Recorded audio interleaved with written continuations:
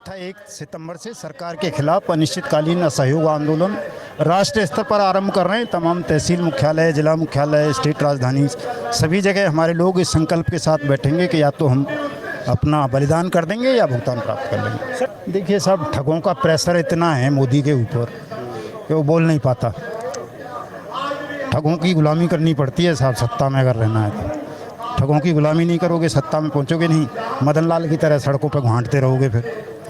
तो मदन लाल को गुलामी नहीं करनी है तो सड़कों पे लड़के लेगा। हिस्सा मंतर में पे हैं और यहाँ पे जो भीषण गर्मी है दिल्ली की, एकदम जो उमस वाली गर्मी है, उसमें ये देश भर से जो तमाम ठगी पीड़ित जो कंपनियां हैं, उनके जो लोग हैं, जमाकर्ता निवेशक हैं जो पीड़ित हैं, वो यहाँ आए हुए हैं। चाहे वो पल्स हो, चाहे सहारा हो, कई कंपनियां ऐसी हैं जिनका नाम हम यहाँ पहली बार सुन रहे हैं, लेकिन उन लोगों का करोड़ों करोड़ों रुपया जमा है। इन लोगों की लड़ाई लड़ रहे हैं मदन लाल आज़ाद जी। मदन लाल आज़ाद जी लगातार प्रदर्शन करते रहते हैं और सरकार की नज़रों में भी बने रहते हैं। क्या कहेंगे सर इसके माध्यम से, आज के प्रदर्शन के माध्यम से? सर, ज्ञापन भेजा है सरकार को कि या तो वो इस कानून की अनुपालना सुनिश्चित करें, लोगों का पैसा दें, अन्यथा 1 सितंबर से सरकार के खिलाफ अनिश्चितकालीन असहयोग आंदोलन राष्ट्रीय स्तर पर आरंभ कर रहे हैं। तमाम तहसील मुख्यालय, जिला मुख्यालय, स्टेट राजधानी, सभी जगह हमारे लोग इस संकल्प के साथ बैठेंगे कि या तो हम अपना बलिदान कर देंगे या भुगतान प्राप्त कर लेंगे। सर, 2019 बर्ड एक्ट की मांग कर रहे हैं आप लोग लगातार। ये तीसरी बार सरकार आ गई और हर बार होता है, ये सारे आपके जो निवेशक हैं ये करोड़ों की संख्या में हैं और ये वोट करते होंगे सरकार को, लेकिन सरकार बार बार इनको जो गारंटी की बात करती है, मोदी की गारंटी, वो गारंटी क्यों फेल हो जाती है? देखिए साहब, ठगों का प्रेशर इतना है मोदी के ऊपर कि वो बोल नहीं पाता। ठगों की गुलामी करनी पड़ती है साहब, सत्ता में अगर रहना है तो। ठगों की गुलामी नहीं करोगे, सत्ता में पहुंचोगे नहीं। मदन लाल की तरह सड़कों पर घांटते रहोगे फिर। तो मदन लाल को गुलामी नहीं करनी है तो सड़कों पे लड़के लेगा। हिस्सा क्या दिक्कत है? लेकिन जो मोदी जी जिनको आप गुलामी की बात कर रहे हो, तो 56 इंच का सीना दिखाते हैं कि सारे लोग थर थर काँप रहे हैं। दुनिया कहने को तो साहब कोई भी कह दे कि थर थर काँप रहा है, मुझे तो ना लग रहा वो घरवाली भी काँपती होगी उनकी उनसे। ये तो सब कहने की बातें होती हैं। तो अब काँपते होते तो हम यहाँ उनकी खिलाफत क्यों करते, उनको ठग क्यों बोलते? तो हम जैसा सूखा सर्रा आदमी नहीं काँप रहा है तो हम समझते हैं कोई नहीं काँपता होगा उनसे। तो अब आपका अगला जो है कदम 1 सितंबर से अनिश्चितकालीन असहयोग आंदोलन सरकार के खिलाफ यहीं से होगा कि नहीं, पूरे भारत में होगा, यहाँ से नहीं होगा। पूरे भारत में होगा। हाँ। चलिए, तो ये मदन लाल आज़ाद जी थे और इनका कहना है कि 1 सितंबर तक इन्होंने डेडलाइन तय किया है।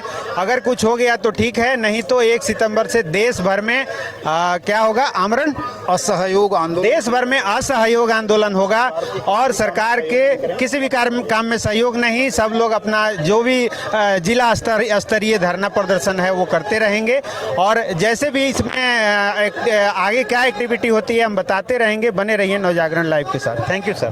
देश के कोने कोने से आवाज उठने लगी है। अगर हमने थोड़ी सी भी नासमझी का परिचय दिया, थोड़ी सी भी हिंसा कहीं की, तो हमारा ये मार्ग भी अवरुद्ध हो जाएगा जैसे बाकी लोगों का पहले हो गया है।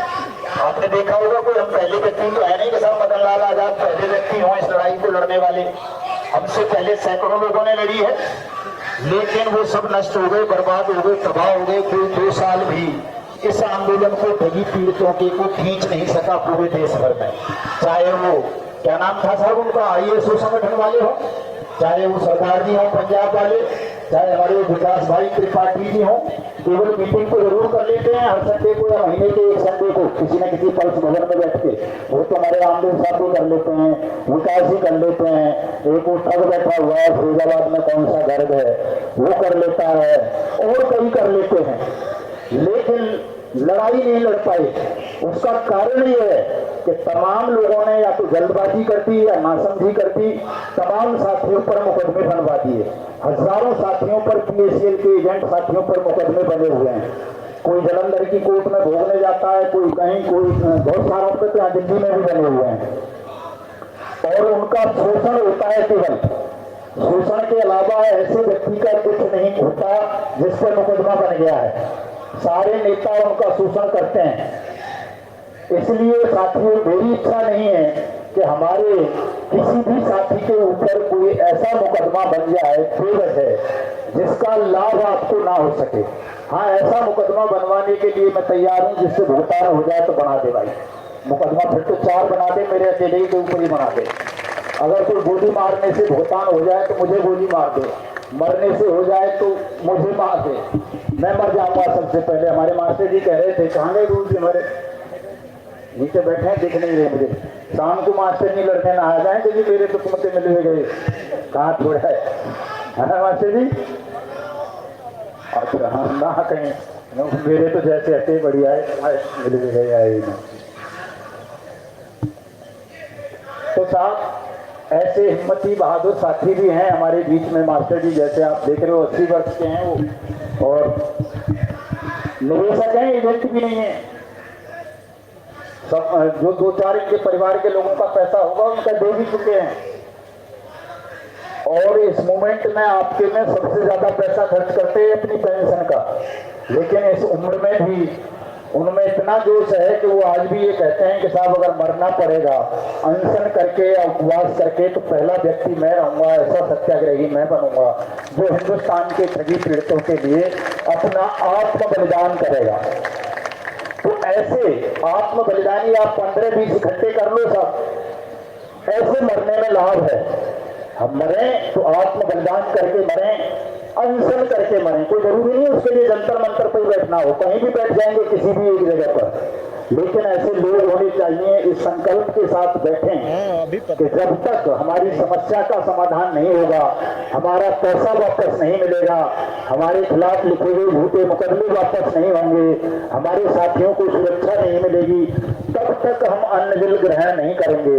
या तो प्राण त्याग देंगे या फिर विजय प्राप्त करेंगे। इस संकल्प के साथ कुछ साथी तैयार हो जाएं। तो तैयार हो सब? ठीक है साहब, तैयार हो तो ऐसे कुछ साथियों को तैयार होना पड़ेगा साहब। और ऐसे कुछ भी साथी अगर तैयार हुए फिर जरूरत नहीं है इतनी बड़ी भीड़ की, फिर तो कुछ साथियों के बल से भी इस लड़ाई को जीता जा सकता है। क्योंकि कोई भी सरकार कभी ये नहीं चाहेगी कि किसी कानून के क्रियान्वयन की मांग को लेकर हिंदुस्तान के नागरिक अपना आत्म बलिदान कर लें, मर जाए भूखे प्यासे रह करके अपनी मांग के लिए। क्योंकि आपने देखा था ना, पिछले साल की बात है, 700 किसानों ने अपना बलिदान दिया। 700 किसान मर गए थे बैठे बैठे सड़कों पर, और एक ऐसी मांग कर रहे थे जो गैर कानूनी थी। मतलब बने बनाए कानूनों को वापस लेने की मांग कर रहे थे। ये कभी नहीं हुआ हिंदुस्तान में कि कोई कानून बन जाए और उसे वापस ले ले सरकार। लेकिन किसानों ने 700 किसानों ने कुर्बानी दी। 1 साल तक लगातार दिल्ली की सीमाओं को घेरे रखा, मजबूर होना पड़ा इसी मोदी सरकार को, 56 इंची सीने वाली सरकार को, जिसके विषय में ये कहावत थी कि ये झुकते नहीं है। लेकिन आप सबने देखा होगा सुबह 6 बजे यहीं पास में गुरुद्वारा है रकाबगंज, वहां नाक रगड़ रहा था, रो रहा था मोदी आंसुओं से, मोर की तरह माफी मांग रहा था कि मैं देश से क्षमा मांगते हुए ये काले कानून कृषि के वापस लेता हूं, क्योंकि इससे मेरे किसान भाइयों को दुख पहुंचा है। अरविंद केजरीवाल नहीं है हमारे पास, अखिलेश नहीं है हमारे पास, वो कौन सा नंद किशोर गुर्जर नहीं है, आदित्य योगीनाथ नहीं है कि हमारे आंदोलन को वो फंडिंग कर देंगे या पीछे से बैकअप से कोई सपोर्ट मिल जाएगी। ऐसा हमारे साथ नहीं है, हमारी परिस्थितियां विपरीत हैं। लेकिन हमारी संख्या इतनी बड़ी है कि अगर हम एक रुपये से भी चंदा कर लेंगे तो हम उन तमाम धन पशुओं से ज्यादा धन इकट्ठा कर लेंगे अपने इस आंदोलन को चलाने के लिए। और इस आंदोलन को जब चला लोगे तो जीत जाओगे।